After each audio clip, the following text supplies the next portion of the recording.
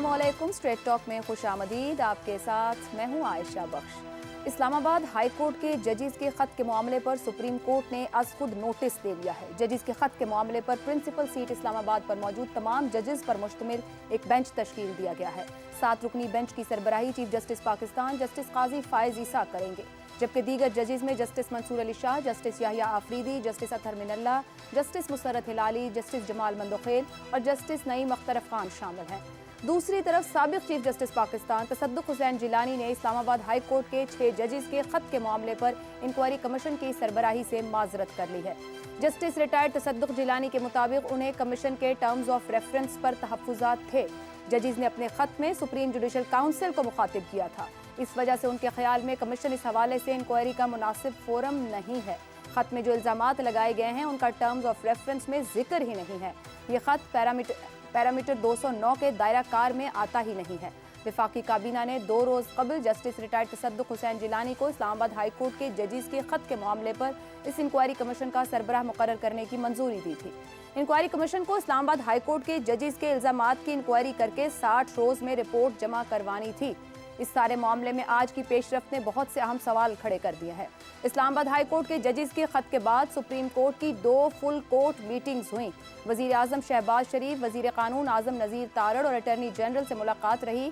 इन meetings और मुलाकातों के बाद हुकूमत ने हफ्ते को इंक्वायरी कमीशन की मंजूरी दी, मगर इसके बाद पाकिस्तान तहरीक इंसाफ के साथ साथ वुकला का भी शदीद रद्द-ए-अमल सामने आया। 300 से ज्यादा वुकला, जिनमें तसद्दुक जिलानी के साहिबजादे साकिब जिलानी भी शामिल है, उन्होंने सुप्रीम कोर्ट से इस मामले का सुओ मोटो नोटिस लेने का मुतालबा किया और ये मौक़िफ़ इख्तियार किया गया कि हुकूमत के ज़ेरे क़यादत कोई भी कमीशन इन इल्ज़ामात की तहक़ीक़ात को ज़रूरी आज़ादी और इख्तियारात से महरूम कर देगा।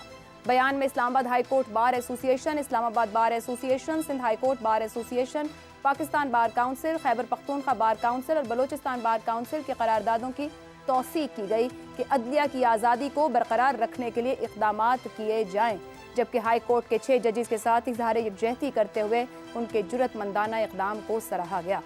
ऐसे में ये सवालात पैदा होना वाजिब हैं कि सुप्रीम कोर्ट ने पहले ही इस मामले का अज़ खुद नोटिस क्यों ना लिया।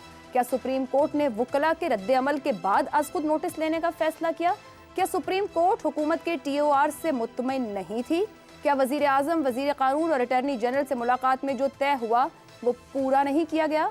क्या इंक्वायरी कमीशन अब फाल नहीं रहा है? और सबसे बढ़कर 6 जजेस ने अपने खत में जो अहम सवालात उठाए हैं, अगर उनके जवाब किसी इंक्वायरी कमीशन में मिलना मुमकिन नहीं थे तो अब अज़ खुद नोटिस के बाद इन सवालात के जवाब मिलना क्या इतना ही आसान होगा? अगर नहीं तो क्या पाकिस्तान में एक और आईनी और सियासी बहरान दस्तक दे रहा है? पैनल के सामने रखेंगे इसी पर सवाल और जानने की कोशिश करेंगे कि मामलात किस समत आगे बढ़ रहे हैं। हमारे साथ हैं हसन निसार, शहजाद चौधरी, अबसार आलम और जैगम खान। आप चारों का शुक्रिया। प्रोग्राम का पहला सवाल, 6 जजेस का खत, इदारा जाती जवाब की जरूरत का मुतालबा, सुप्रीम कोर्ट का अज़ खुद नोटिस, क्या इदारा जाती जवाब देने के सिमत पहला कदम उठा लिया गया? हसन निसार साहब, जो मुतालबा किया गया 6 जजेस की जानिब से, पहले कमीशन और अब इसका सुओ मोटो हो गया है 7 जजेस की सरबराही में सुप्रीम कोर्ट का एक बेंच बैठ रहा है, क्या जो मांग की गई, जो मुतालबा किया गया, हम समझ सकते हैं कि उस तरफ एक कदम ले लिया गया है? ये जो जितने भी इस तरह के काम होते हैं इस मुल्क में, उनका सिर्फ एक फ़ायदा है कि हमें आपको टैं टैं करने के लिए ना कोई मवाद मिल जाता है। मैं आपसे एक सवाल पूछता हूँ अपने दोस्तों से। एक ऐसे जिस्म का तसव्वुर करें जिसकी हड्डियाँ फ्रैक्चर, आसाब तबाह, ब्रेन हैमरेज का शिकार है, ऑर्गन्स बुरी तरह मुतासर हैं। उनमें से आप एक कहें कि यहाँ जो गिल्टी थी कलाई में, उसका क्या है ये? What is this? वज़ीर तालीम कर रहा है इम्तिहानात बिक रहे हैं, मुझे धमकियों के साथ रिश्वत ऑफर हुई, इम्तिहानात के मरकज़ बिक रहे हैं। क्या मुल्क है? कोई शय अपने ठिकाने पे नहीं है। सारा सिस्टम, आयशा बात सुनना, सारा सिस्टम सवालों जवाब की हदूद से गुजर चुका है। चोंचले हैं, धोखाधड़ी है, एक शोल मेला है, करते रहो। पंजाबी में कहते हैं इसे थुक थिगड़ी, या दूसरा एक एक्सप्रेशन है कि गोंगलुओं तो मिट्टी चाड़ना। मैं गलाजत से गलाजत को नापाकी से नापाकी को, बदकारी से बदकारी को रिप्लेस करने का एक साइकिल चल रहा है। इस तरह नहीं होना। ये मुल्क बीमारी, ये मुल्क, ये माशरा बीमारी के उस लेवल पे है। क्या आप कहते हो जी मैंने मरीज के नाखून बहुत बड़े हुए थे वो काट दिए हैं? तो आई एम नॉट इंटरेस्टेड। इसका कुछ भी हो जाए तो कुछ नहीं होना। हसन अच्छा, साहब, बहुत ये ठीक तो हो जाएगा, इंतहाई फिर भी क्या हो मायूसी और जाएगा? नाउमीदी की बात है ना। उम्मीद तो इंसान रखता है कि चीजें कहीं से भी दुरुस्त और कभी भी दुरुस्त की तरफ जा सकती हैं। नहीं नहीं, कतई नहीं। सर, कभी इस Sensible मुल्क आदमी में 6 जजेस ने इस तरह खत Can नहीं draw a लिखा line. है, लिख ही दिया है। सुप्रीम कोर्ट सुनने ओ ही बैठ भाई गई है। छोड़, ओए बड़ा कुछ होता रहा है।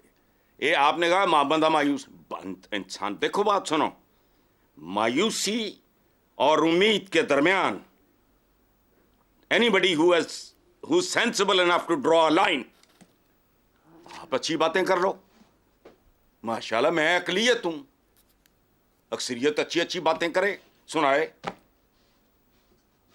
मुझे भी एक 2-4 मिनट के लिए मैं भी रिलैक्स फील करूंगा। करो, मैं कोई आपको इतराज कर रहा हूं? मैं मायूसी फैलाने का बादशाह हूं, क्योंकि इसके अलावा सूरत कोई नहीं। मैं आईना हूं। आप उम्मीद परस्त हैं। ਐਵੇਂ 75 ਸਾਲ ਤੋਂ 76 ਸਾਲ ਤੋਂ ਤੁਸੀਂ ਲੋਕਾਂ ਨੂੰ ਟਰੱਕ ਦੀ ਪੱਤੀ ਪਿੱਛੇ ਲਾਇਆ, ਨਤੀਜਾ कभी का निकला है? उम्मीद उम्मीद उम्मीद, जब से होश संभाला है आपकी तो उम्र ही कुछ नहीं। यही सुन रहा हूं मैं। हबीब जालम रोंदा मर गया, 20 रुपये मन आटा। ओ गौर करो, 20 रुपए मन का वो मातम करता था। 20 रुपये मन आटा अफोर्ड करना नामुमकिन था, मुश्किल था बहुत।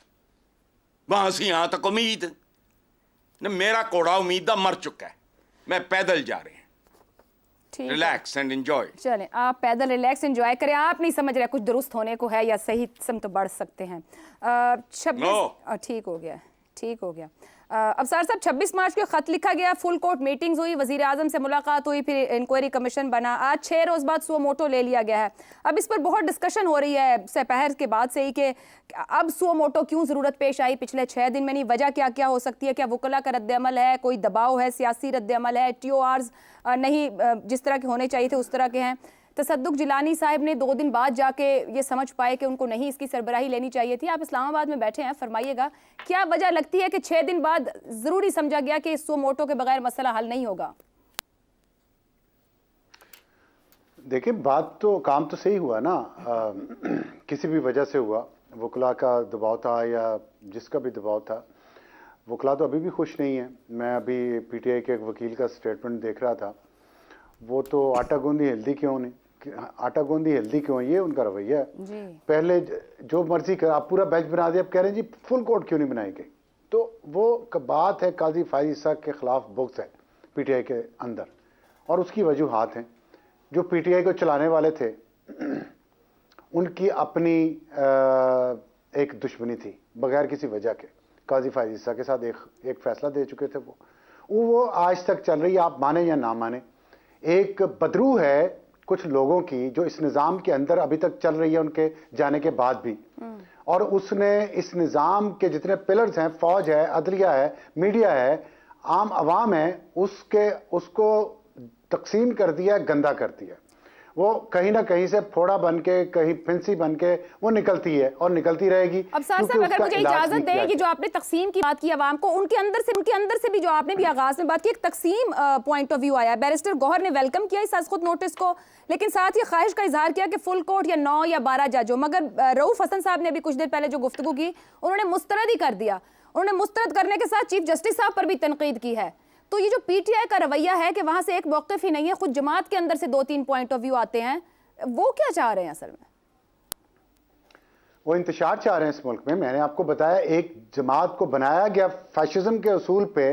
फैशिस्ट लोगों ने फैशिस्ट तरीके से किसी कमरे में बैठ के उन्होंने प्लान किया कि इस मुल्क पे हमने एक और आफत मुसल्लत करनी है, क्योंकि पहली जो 2 सियासी जमातें हैं वो हमारे काबू से बाहर निकल गई हैं। तीसरी जमात बनाएंगे, अब चौथी की आवाज़ सुन रहे हैं हम।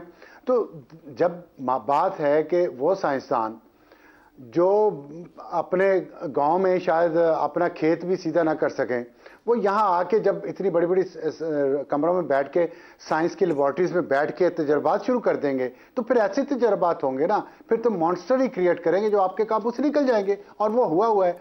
ان کا مقصد پی ٹی آئی کا، آپ کا سوال ہے پی ٹی آئی کا مقصد ہے انتشار پھیلانا، بے یقینی پھیلانا، غیر یقینی پھیلانا، مایوسی پھیلانا. ان کے جتنے بھی جاننے والے چاہنے والے ہیں، آپ کسی سے بات کر کے دیکھ لیں جو پاکستان سے باہر بیٹھے ہوئے ہیں، خاص طور پہ انہوں نے پاکستان آنا نہیں ہے، ان کا کیا نفع یا نقصان. وہ یہاں بیٹھ کے جو گند پھیلاتے ہیں پاکستان کے بارے میں، تو ان کو کس نے ٹرین کیا، کون ان کو لے کے آیا، کون جا کے ان کی دعوتیں کھاتا تھا اور ان کو ٹرین کرتا تھا یہاں بھی وہاں بھی. یہ میں نے دیکھیں، میں بار بار یہ بات کہوں گا، جب تک آپ بانی کو نہیں پکڑیں گے، چوراں نہیں چوراں دی ماں نو پھڑو، جو چور بناتی ہے اس کو تو آپ ٹھیک کر نہیں رہے. اور آپ گلی گلی محلے محلے چور جو ہے اسٹریٹ کرائمز کر رہے ہیں، آپ ان کے پیچھے بندوقیں اٹھا کے پھرتے رہتے ہیں. ابھی پھر آج کراچی میں ایک بندے بیچارے کو مار دیا اسی چکر میں، وہ اسٹریٹ کرائم کے. کیوں اسٹریٹ کرائم اتنا ہو رہا ہے پاکستان میں؟ کیونکہ آپ چوروں کی ماں کو نہیں پکڑتے. سب کو پتہ ہے کہاں کہاں بھتا جاتا ہے، کون کون لیتا ہے، کون کون امیر ہوتا ہے کس کس پوسٹ پہ جا کے. تو یہ بات، میں آپ کی پہلی بات کو تھوڑا جواب دینا چاہتا ہوں، پہلے سوال کا. اس میں بات یہ ہے کہ یہی خط انہی ججز نے عمر عطا بندیال کو بھی لکھا تھا، پچھلے چیف جسٹس کو. ان میں اتنی جرت نہیں ہوئی، نہ اخلاقی جرت نہ پروفیشنل جرت، کہ وہ اپنے دور میں اس پہ کوئی ایکشن لیتے. قاضی فائز عیسیٰ صاحب نے، حالانکہ ان کو پتا ہے کہ میرے خلاف بغض ہے پی ٹی آئی میں، اور پی ٹی آئی نے پوری کوشش کی اپنے سپانسرز کے ساتھ مل کے ان کو نکالنے کی، اس کے باوجود بھی قاضی صاحب نے آتے ہی اس پہ خط آیا، انہوں نے اس پہ ایکشن لیا. انہوں نے فل کورٹ بلائی، 2 دفعہ فل کورٹ میٹنگ بلائی. پھر اس کے بعد پرائم منسٹر سے میٹنگ کی اٹارنی جنرل کے ساتھ اور اپنے ججز کے ساتھ. پھر اس کے بعد دوبارہ فل کورٹ بلائی، پھر کمیشن بنایا اس فل کورٹ کے فیصلے کے مطابق. کمیشن کے بعد پھر اگر تسلی نہیں ہوئی تو انہوں نے اب یہ جتنے اویلیبل ججز ہیں اس پہ انہوں نے فل کورٹ بنا دی ہے. اب اس میں اگر چاہتے ہیں کہ سارے ججز ہوں، یہ آرگیو کر لیں. کل کیس لگا ہوا ہے، زیادہ دور تو نہیں ہے، پرسوں کی بات، پرسوں لگا ہوا ہے، تو کر لیں جا کے آرگیو. وہاں یہ بھی مسئلہ حل ہو سکتا ہے. قاضی صاحب نے یہ بتا دیا کہ اگر نیت صاف ہو تو ہر کام ہو سکتا ہے طریقے سے، قانون اور آئین کے مطابق. اور جس طرح اگر لوگوں کے دلوں میں شکوک ہے، سوالات ہیں، وہ ان میں اتنی جرت اور اتنی آئین اور قانون کی پابندی ہے کہ وہ اپنی رائے کو، اپنے فیصلے کو بدل کے آگے چلتے جو لوگ کہتے ہیں اس کے مطابق وہ کام بھی انہوں نے کر لیا. تو کم از کم یہ بات ہمیں ایکنالج کرنی چاہیے. ایک چھوٹی سی بات کرنا چاہتا ہوں، لائٹ موڈ میں ہی کر دیتا ہوں، چلیں، کہ یہ ادارہ جاتی جواب نہیں ہے، نہ جواب الجواب ہونا چاہیے. یہ تو ایک حقیقت ہے جو اب آئی ہے دوبارہ منظر عام پہ. پہلے بھی آتی رہی، پہلے کبھی کچھ ہوا نہیں، اب کچھ ہو رہا ہے. لیکن ادارہ جاتی رسپانس مانگا تھا نا اسلام آباد ہائی کورٹ نے سپریم کورٹ سے کہ ہمیں گائیڈ کیا جائے تو اس لیے اس کو ایسا کہا جا سکتا ہے کہ انہوں نے کہا ہمیں بتایا جائے. ہاں، لیکن یہ ہائی کورٹ، پھر اس پہ سوال آتا ہے کہ خود کیوں نہیں ان ججز نے کیا جب ان کو اپروچ کیا تھا کنٹمپٹ آف کورٹ میں بلاتے. سر شاید ان کو وہ سیڑھی نہیں ملی نا، وہ پہلا قدم رکھنے کو شوکت عزیز صدیقی صاحب کا فیصلہ مل گیا جس باعث انہیں لگ رہا ہے کہ اب وہ کوڈ آف کنڈکٹ کے خلاف نہیں جا رہے، اب آگے بڑھ سکتے ہیں. تو پھر یہ شوکت، ہاں دیکھیں، آپ یہ کہنا چاہتی ہیں کہ کلمہ حق جو جابر سلطان کے سامنے کلمہ حق ان کی اجازت سے بول رہے ہیں کہ شوکت عزیز صدیقی کا کیس کا فیصلہ 3 مہینے اور نہ آتا تو 3 مہینے اور یہ خاموشی سے بیٹھے رہتے. کیا کہہ سکتے ہیں اس بارے میں؟ ٹھیک ہو گیا جی، ٹھیک ہے. لائٹ بات کر دوں. حسن نثار صاحب نے کہا کہ کیا کہا انہوں نے، ہاں کہ وہ اقلیت میں ہیں. میں ان کو سر یہ یاد دلانا چاہتا ہوں کہ جو ایلیٹ ہوتی ہے نا وہ اقلیت میں ہی ہوتی ہے. تو آپ چھیڑنا ضرور ہے حسن صاحب کو. ٹھیک ہو گیا شہزاد صاحب. نہیں، یہ چھیڑا تو نہیں ہے، تعریف کی ہے. اچھا تعریف کی ہے، چلیں یہ تعریف کا میڈل ہے. ٹھیک ہے شہزاد صاحب، یہ جو سوال اٹھائے گئے اور پھر تصدق جیلانی صاحب کو بنایا گیا سربراہ، دھیمے مزاج کے جج ہیں اور اس کے بعد سے رائے یہی آئی تھی کہ وہ کنڈکٹ کریں گے یا نہیں کریں گے. جی اب سپریم کورٹ نے سو موٹو لے لیا اور چیف جسٹس قاضی فائز عیسیٰ کا ایک بڑا مشہور فیصلہ موجود ہے، فیض آباد دھرنا کیس، جہاں وہ نشاندہی کر چکے ہیں ایجنسیوں کی مداخلت کی.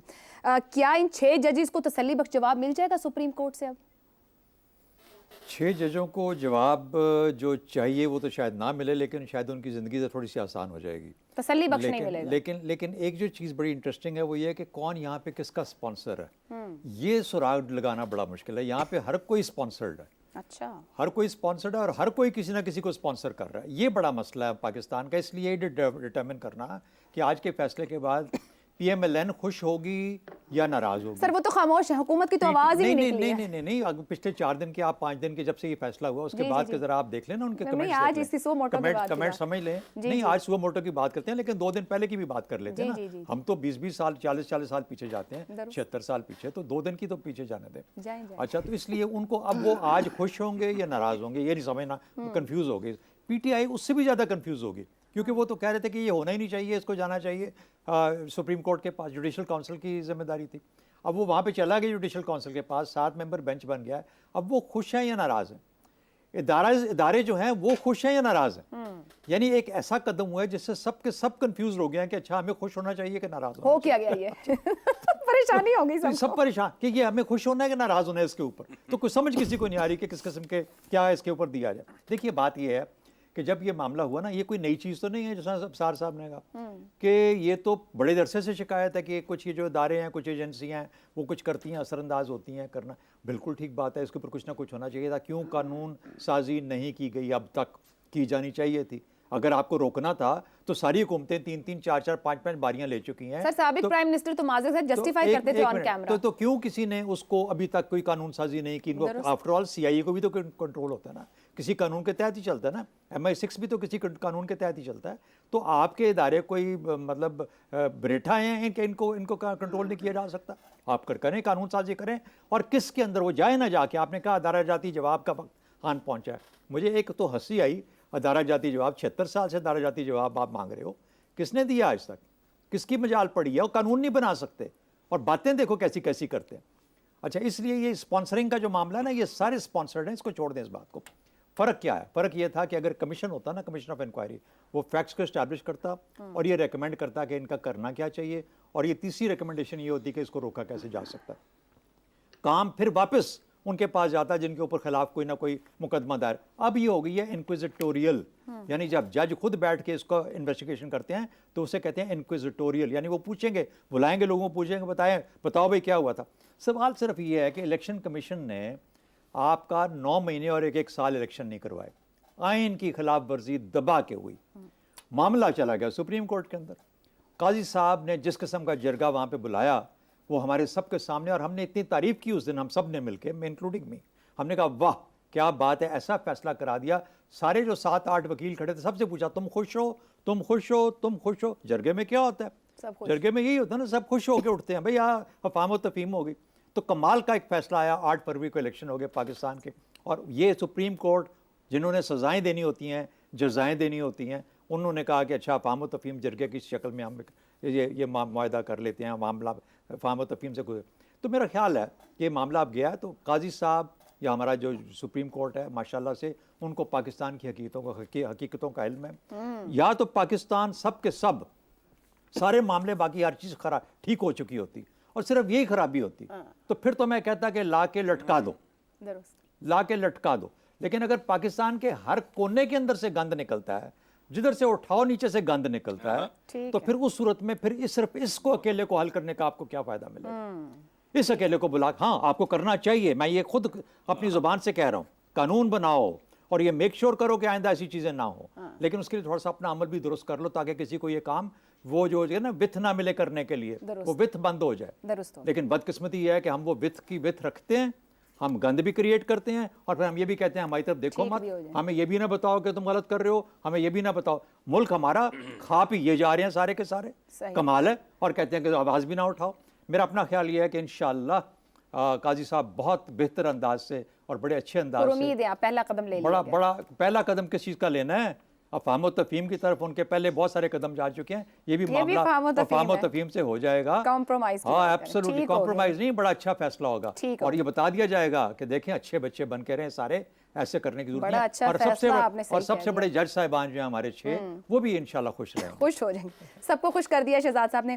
زیغم صاحب، یہ تصدق جیلانی کا جو کمیشن تھا وہ ہومیوپیتھک کمیشن، باتیں یہ ہو رہی تھی، انالیسز ایسے ہو رہے تھے، کیا ججوں کے ساتھ ساتھ اب جب بلایا جائے گا یا یہ پیش ہوں گے یہاں پہ اور اداروں کے عہدیدار بھی طلب ہوں گے، وفاقی حکومت کے لیے کتنی بڑی آزمائش بن جائے گی یہ معاملہ؟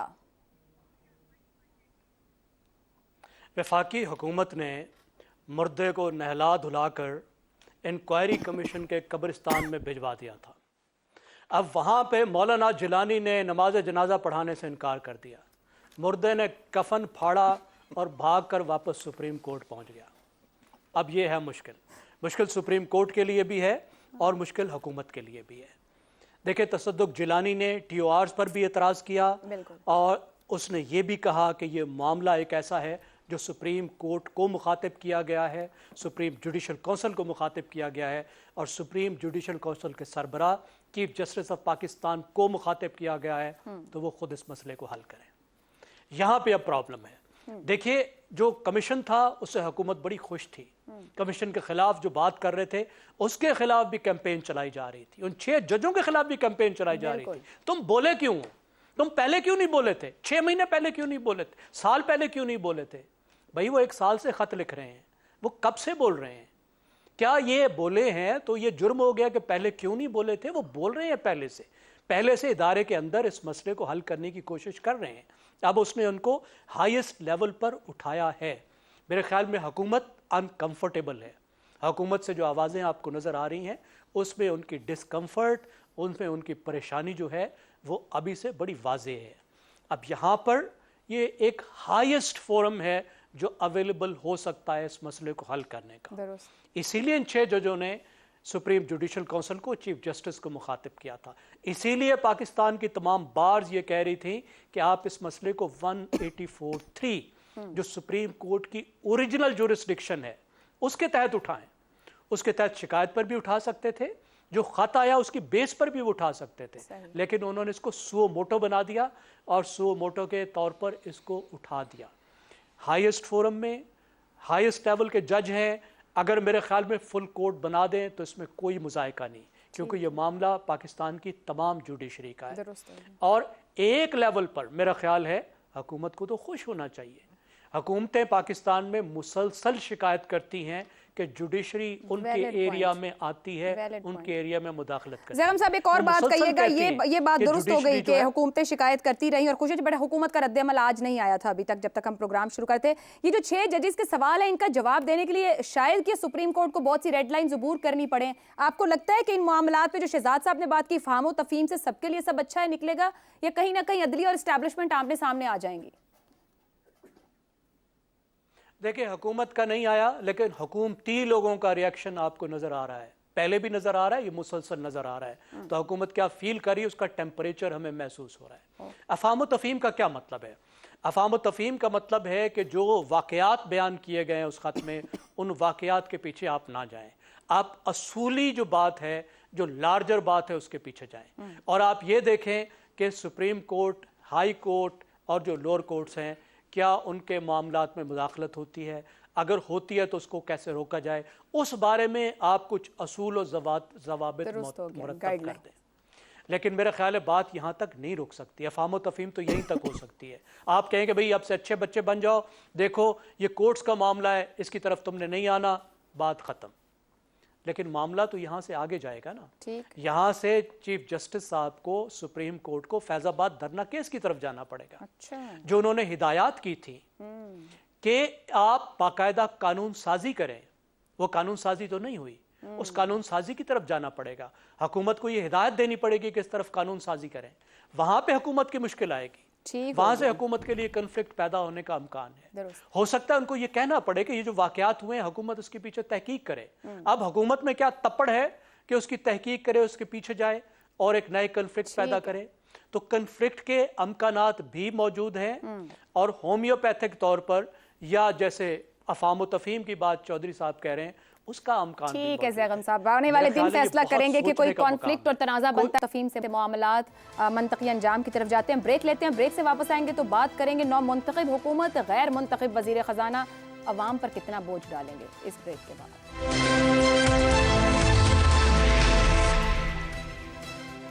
प्रोग्राम में एक बार फिर खुशामदीद। हुकूमत ने अवाम को ईद पर रिलीफ देने के बजाय अवाम से ही ईदी वसूल करते हुए पेट्रोल की कीमत में 9 रुपये 66 पैसे का बड़ा इजाफा कर दिया है।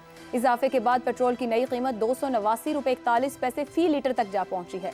इसके अलावा पेट्रोल और डीजल पर पेट्रोलियम लेवी 60 रुपये फी लीटर बरकरार रहेगी। सिर्फ यही नहीं बल्कि बिजली की कीमतों में भी एक बार फिर इजाफा कर दिया गया है। सार्फिन पर माहाना के बाद सहमाही एडजस्टमेंट भी लागू कर दी गई है। नेपरा ने बिजली 2 रुपये 75 पैसे फी यूनिट महंगी करने की मंजूरी दी है। बिजली महंगी करने की मंजूरी रवां माली साल दूसरी सहमाही एडजस्टमेंट की मद में दी गई है। नेपरा के मुताबिक कीमतों में इजाफे का इतलाक 3 माह के बिलों पर होगा। इजाफा अप्रैल, मई और जून के बिलों में वसूल किया जाएगा। اس سے قبل ہی گزشتہ سہمائی ایڈجسٹمنٹ کی مد میں 4 روپے 43 پیسے فی یونٹ چارج کیا جا رہا تھا۔ اضافے سے صارفین پر 85 ارب 20 کروڑ روپے کا اضافی بوجھ پڑے گا۔ دوسری طرف جہاں گیس کی قیمتوں میں ریکارڈ اضافہ ہو چکا ہے، وہیں آئی ایم ایف نے حکومت سے ایک اور مطالبہ کرتے ہوئے کہا ہے کہ گیس صارفین کے لیے بجٹ سبسڈی 1 جولائی 2024 سے ختم کر دی جائے۔ معاشی مسائل کے حوالے سے گفتگو کرتے ہوئے وزیر دفاع خواجہ آصف نے کہا ہے کہ ان کے خیال میں پاکستان دیوالیہ ہو چکا ہے، عوام کو فوری ریلیف نہیں دیا جا سکتا۔ 1 سے 2 سال میں ملک کے معاشی حالات درست ہوں گے اور عوام کو بھرپور ریلیف ملے گا۔ وفاقی وزیر کے اعتراف پیٹرول، بجلی، گیس کی قیمتوں میں مسلسل اضافے جیسے انڈیکیٹرز یہ واضح پیغام دے رہے ہیں کہ نومنتخب حکومت کے پاس عوام کے لیے حال اور مستقبل قریب میں کوئی معاشی ریلیف موجود نہیں ہے۔ اسی پر پینل کے لیے سوال رکھیں گے۔ پیٹرول، بجلی، گیس کی قیمتوں میں بڑا اضافہ، نومنتخب حکومت، غیر منتخب وزیر خزانہ، کیا نتائج سامنے آنا شروع ہو گئے؟ حسن نثار صاحب۔ دیکھیں، وہ ایک شعر یاد آتا ہے، ابتدائے عشق خیر ہوتا ہے کیا، آگے آگے دیکھیے ہوتا ہے کیا۔ عائشہ، اب تو مجھے بات کرتے ہوئے اچھا، ہمارے ماشاءاللہ بینکر بہت کانفیڈنٹ ہیں، بہت بڑے مضبوط اعصاب ہیں، وہی گھسی پٹی بات 15-20 دن کے بعد شروع کر دیتے ہیں۔ یہ کوئی پہلی بار ہو رہا ہے؟ یہ تو ہفتہ روزہ پروگرام ہے اس ملک میں۔ مجھے سمجھ نہیں آتی، اب میں آئی فیل سو امبیرسڈ، میرے پاس کہنے کو کوئی نئی بات نہیں ہے۔ دیکھو، کتنی بار میں ریپیٹ کر چکا ہوں، پھر کر رہا ہوں، بہت کچھ جب تک تبدیل نہیں ہوگا یہاں کچھ بھی تبدیل نہیں ہوگا، اور یہ بد سے بدتر ہوگا۔ It's nearly 4 years۔ اچھا، اللہ نہ کرے وہ نوبت آئے کہ واپسی ہی ممکن نہ رہے، اور ہم تقریباً وہاں پہنچ گئے ہیں جہاں یہ ریورس ہو نہیں سکتا، خصوصاً اس آزمائے ہوئے مٹیریل سے۔ یہ پاگل پن کی آخری انتہا ہے، بار بار آزمائے ہوئے لوگ اتنے بڑے بحران سے نپٹیں گے۔ میرے خدایا، کسی چپڑ کے ناتیے کو بھی دو تو وہ کہے گا ہوش کرو۔ اچھا، مجھے خوف یہ ہے، دیکھ میں ایک بات، let it be on record, مجھے سب سے زیادہ خوف اس وقت اس بات کا ہے کہ ڈیسپریشن کے مارے یہ کرپٹ فیوریٹ ایلیٹ ابصار عالم صاحب کی مزید معاشی پیچیدگیوں کو، یہ یاد رکھنا، آؤٹ آف ڈیسپریشن بعض اوقات ایک ایسا کام کر بیٹھتا ہے آدمی جو معاملات کو زیادہ پیچیدہ اور بھیانک کر دیتا ہے۔ یہ اشروں کا گند ہے، اور یاد رکھو 22 خاندان تو فلانا تو ٹمکانا، یہ کب کا شروع ہے؟ یہ اشروں کا گند ہے، سالوں میں بھی صاف ہو جائے تو اسے معجزہ سمجھو، اور یہ نہیں ہوگا۔ ختم۔ میں آپ سے پوچھنے لگی تھی تبدیلی الٹے بھی لٹک جاؤ تو نہیں ہوگا۔ چلیں، بات ہی ختم ہو گئی ہے۔ ٹھیک، نہیں ہو سکتا، چونکہ نہیں، یہ کریں گے نہیں، یہ خود غرض گھٹیا ڈی این اے والے لوگ اس ملک میں بنیادی جوہری تبدیلیاں لائیں گے۔ وہ کیسے آنی ہے بنیادی جوہری تو تبدیلی؟ نہیں ہوگا، میرے آپ کے کہنے سے بندہ مر نہیں جاتا۔ مطلب نہ ہی سمجھیے۔ نہیں، میں تو وہی کہہ رہا ہوں، بھئی بندہ مر تو نہیں جاتا۔ شاہ ایران بھی مر گیا تھا، لیکن کبھی کچھ نہیں ہوا، فلانا فرعون مر گئے، نمرود مر گئے، یہ کیا ہے؟ اور جغرافیے سے بڑا جھوٹ کوئی نہیں۔ دنیا میں سب سے زیادہ تبدیل اگر کوئی چیز ہوئی ہے وہ جغرافیہ ہے۔ اس کی حفاظت کے لیے جو دیانت، جو امانت، جو ریاضت چاہیے ہوتی ہے، ابصار صاحب کی ایلیٹ میں دور دور تک دکھائی نہیں دیتی۔ میں نے بدلہ لے لیا، درست ہو گیا ہے۔ شہزاد صاحب، نون لیگ کی سابقہ 16 بدلہ لے کے خوش ہیں نا آپ؟ ٹھیک ہے، اچھا ہے، بچے ایسے خوش ہوتے ہیں بدلے لے کے ایک دوسرے سے۔ I love you، ابرار صاحب۔ ثابت کریں یہاں۔ ٹھیک ہے شہزاد صاحب، نون لیگ کی آپ کو بچہ کہہ رہی ہیں عائشہ؟ دونوں کو ہی کہہ رہی ہوں۔ نون لیگ کی سابقہ 16 ماہ کی حکومت تھی، بدترین مہنگائی رہی یہاں پہ، نون لیگ نے نقصان بھی اٹھایا۔ ان کے منہ میں گھی شکر۔ ابرار صاحب، مجھے آپ کو ابصار صاحب بچہ کہا ہے، ان کے منہ میں گھی شکر، جیتی رہو اور ایسی باتیں کرتی رہو۔ مہربانی آپ نے۔ شہزاد صاحب، تو آپ کو لگتا ہے کہ نون لیگ کو ابھی بھی احساس نہیں ہو رہا جس نقصان کی میں بات کر رہی ہوں 16 ماہ کے بعد؟ یہ کانفیڈنس کس بات کا ہے کہ اتنے بڑے بڑے فیصلے، اور ابھی عید سے صرف 10 دن پہلے ایسا فیصلہ کوئی سیاسی حکومت کر سکتی ہے؟ اچھا، اس کا تعلق اس سے نہیں ہے کہ کون منتخب ہے اور کون غیر منتخب ہے، اس کا اس سے کوئی تعلق نہیں. اس کا تعلق صرف اس چیز سے ہے، انگریزی کا ایک ٹرم ہے کہ chickens have come home to roost, یعنی جو بویا تھا، جو تیار کی تھی وہ فصل آپ کے سر پہ آن پہنچی ہے، بلکہ آپ کو اس نے پانی سروں کے اوپر سے گزر چکا ہے. اب یہ بہت دفعہ میں کہہ چکا ہوں بار بار کہ اصل میں ہم آلریڈی ڈوب چکے ہیں. یہ بہت دفعہ میں نے کہا ہم ڈوبے ہوئے ہیں، اور ہم صرف ہم دنیا کو بتا رہے ہیں کہ نہیں، ہم ابھی نہیں ڈوبے. جب خواجہ آصف یا کوئی اور کہتے ہیں نا کہ 2 سال میں معاملات ٹھیک ہو جائیں گے، وہ اصل میں کیا کہہ رہے ہیں؟ وہ کہہ رہے ہیں ہم کم از کم 2 سال تو پکے کرو نا. وہ 2 سال پکے کروا رہے ہیں کہ یار کم از کم 2 سال اور نہ ہمیں کچھ کہنا. یہ نہ 2 سال بعد ہوگا، نہ کل ہوگا، نہ اگلے ہفتے ہوگا، نہ اگلے مہینے ہوگا. اور اس کے لیے واقعی ایک بہت بڑی تبدیلی کی ضرورت ہے، جو کہ بلکہ حسن صاحب نے سارا کچھ تو کہہ دیا. لیکن آپ کے سوال کے جواب میں بنیادی طور پر دیکھیے، یہ ان کا قصور نہیں ہے. ایک ہے ہماری بیس لائن جو قیمتیں آلریڈی وہاں پہ ایگزسٹ کرتی ہیں. جب بیس لائن ہی ایک ارریشنل ہے اور وہ ایسی جگہ پہ بہت اونچی جگہ پہ سیٹ کر دی گئی ہے، تو تھوڑی سی قیمت جب اوپر چڑھے گی تو آپ اس کے اوپر پرسنٹیج لگاؤ گے تو قیمت ڈبل چڑھ جائے گی. انفلیشن 2 طرح کی ہوتی ہے، ڈیمانڈ پشٹ ہوتی ہے اور کاسٹ پشٹ. اب پیٹرول یا تیل جو ہے جس کی قیمتوں کی وجہ سے یہ سارا مسئلہ آ رہا ہے، بالکل وہ جو ہمارا وہ جو پروڈکٹ ہے وہ فکسڈ ہے، اس کے یوزر فکسڈ ہیں. لوگوں نے گاڑیوں میں ڈالنا ہے، لوگوں نے موٹر سائیکلوں میں ڈالنا ہے، لوگوں نے استعمال کرنا ہے، کہیں نہ کہیں پہ اس کا استعمال ہونا ہی ہونا ہے. جب اس کی قیمت بڑھائی جاتی ہے تو اس کا مطلب ہے کہ آپ مجبور کر رہے ہو لوگوں کو کہ پیسہ اور ملے کیا ہو مارکیٹ کے اندر، افراط زر کو بڑھائیں گے. مجھے اس سے تھوڑی سی ایک کچھ شک پڑتا ہے کہ جہاں پر آپ کی افراط زر 19% ہو گئی ہو، وہاں پہ آپ کا بینک کا ریٹ ڈسکاؤنٹ ریٹ 22% کیوں ہے، انٹرسٹ ریٹ 22% کیوں ہے؟ یہ جو 19 اور 20% پہ کیوں نہیں ہم لے کے آتے واپس، جب کہتے ہیں کہ انفلیشن اتنی نیچے آ گئی ہے؟ ہم کوئی نہ کوئی بہانہ ڈھونڈ کے پھر واپس اس کو 22% پہ لے جاتے ہیں اپنی انفلیشن کو. اور وجہ یوں لگتی ہے مجھے، کیونکہ جتنے بینک ہیں وہ اس وقت حکومت کو دھڑا دھڑ پیسے دے رہے ہیں، اور حکومت واحد چیز ہے جو 22% پہ آپ کا لون لینے کو تیار ہے اور لینے پہ مجبور ہے، اور 22% چھوڑ کے 25%. تو مجھے یوں لگتا ہے کہ کہیں نہ کہیں پہ کچھ ایسی فورسز، شاید اورنگزیب صاحب بھی اس کے ممبر ہو، مجھے نہیں پتا، لیکن ان کو سمجھ ضرور ہوگی اس بات کی، شاید ہمیں بتا سکیں کہ یار یہ جو انفلیشن جب نیچے آتی ہے تو اس کو آپ اپنے انٹرسٹ ریٹ کو نیچے کیوں نہیں لے کے آتے؟ اچھا کیوں اس کو 22% پہ رکھا ہو اور پھر بائی کاسٹ پش انفلیشن پھر واپس 22% پہ لے جاتے ہیں؟ تو مجھے لگتا ہے کہ بینکوں کا بڑا فائدہ ہوگا اس کے اندر، باقی ہم سب کا نقصان ہوگا. ہم آلریڈی پسے جا چکے ہیں اور پسے جائیں گے، بینک البتہ امیر سے امیر تر ہوتے جائیں. درست ہو گیا جی. وزیر دفاع خواجہ آصف کیوں کہہ رہے ہیں کہ ملک دیوالیہ ہو چکی؟ بڑی گاڑیاں، مفت ایئر ٹکٹس، بجلی، پیٹرول، گیس سب آپ فری میں دے سکتے ہیں، تو ان کچھ لوگوں کا بھی بند کیوں نہیں کر دیتے؟ اس بریک کے بعد مزید گفتگو کریں گے.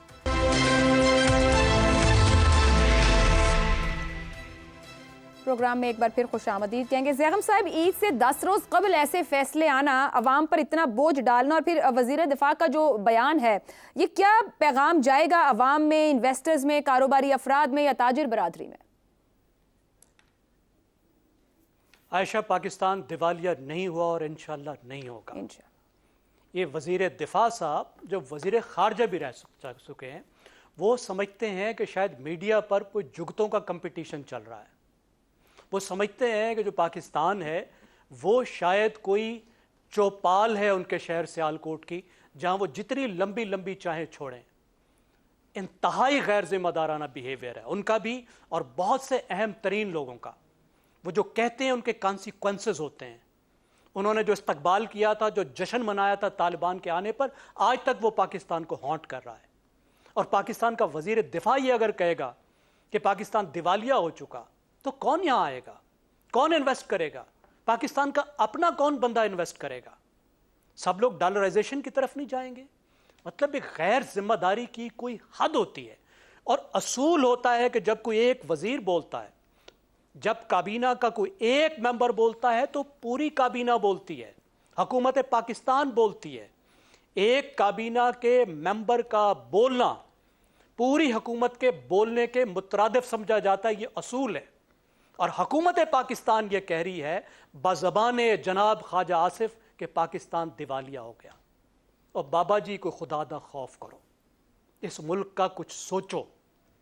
مجھے سمجھ نہیں آتی کہ یہ بیماری پاکستان میں کیا لگی ہے. جس طرف دیکھو یہی بات ہے کہ جو منہ میں آیا وہ بولنا ہے.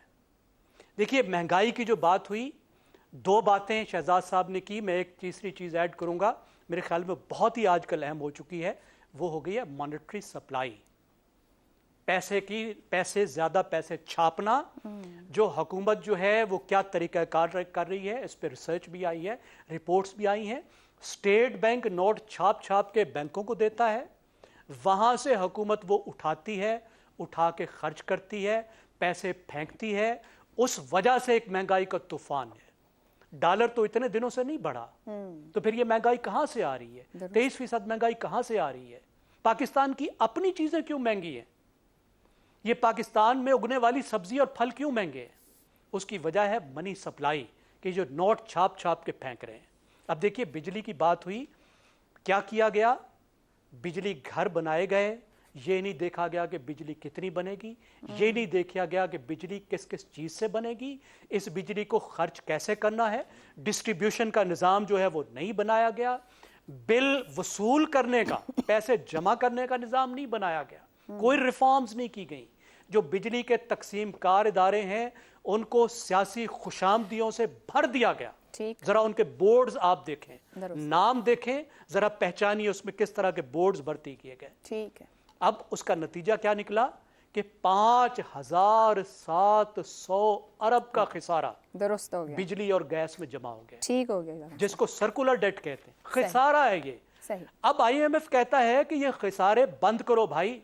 बिल्कुल ठीक। तो इसका मतलब है कि रिफॉर्म करो, ठीक करो इन चीजों को। लेकिन इनको सिर्फ एक ही तरीका आता है, वो तरीका क्या है कि बिल बढ़ा दो, रगड़े लगा दो। और बिल बढ़ेगा तो क्या मतलब है? जो बिल देने वाले हैं उन्हीं पर रगड़ा लगेगा ना, जो नहीं दे रहे। दुरुस्त हो गया। जो बिल दे उसको रगड़ा लगाओ, जो टैक्स है उसको रगड़ा लगाओ। ये सबसे आसान काम है। अफसार साहब, वजीर दिफा के बयान का दिफा कितना आसान है? हुकूमत को महंगा तो नहीं पड़ जाएगा?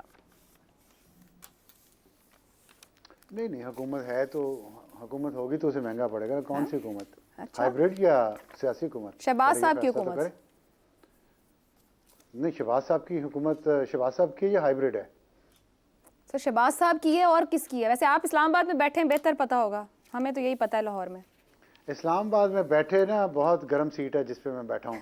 खैर, मैं आपको एक बात मज़े की बताऊँ, ये तो IMF की जो बात, मैं तो IMF के जो सॉल्यूशन है मैं उनसे एग्री नहीं करता। मैं तो आपको बार बार ये कहता हूँ, ये हमारे खिलाफ एक साजिश है। पूरी दुनिया हमारे खिलाफ साजिशें करती है ना, IMF भी उसी का हिस्सा है। ये थर्ड वर्ल्ड के खिलाफ साजिश है। खैर, एक लाइट गुफ्तगू कर लेते हैं। आज रमज़ान का आखिरी अशरा चल रहा है, तो हसन निसार साहब ज़ाहिर है हमारी इलीट है, ये तो तय हो गया, अक़लियत में है और इलीट है। लेकिन बदला लेने की जो जिबिल्लत है हमारी इलीट की, ये इस मुल्क को आगे नहीं जाने देती। अगर मेरे जैसे गरीब अवाम ने कोई बात कर ली, कुछ कह दिया, चलो इग्नोर करके आगे बढ़ो ना। अक़लियत में होने के बावजूद इलीट गले से पकड़ती है आगे और फिर बड़े फख्र से कहती है मैंने बदला ले लिया। तो वैसे मेरा सवाल हसन निसार साहब पे नहीं था, मैं एक दिन हसन साहब पे भी सवाल रख लूंगी। दारी अक़लियत का हाँ बिल्कुल रखिएगा।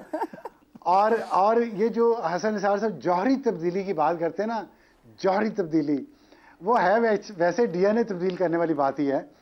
तो मैं सोच रहा था कि 1970 में जनरल टिक्का खान जब लैंड किए मशरकी पाकिस्तान, तो उन्होंने अपने जवानों को कहा यहाँ का DNA बदल दो, और फिर वो बदल गया। अब वो बांग्लादेश है, वो हमसे आगे जा चुका है, वो इंडिया से आगे जा चुका है।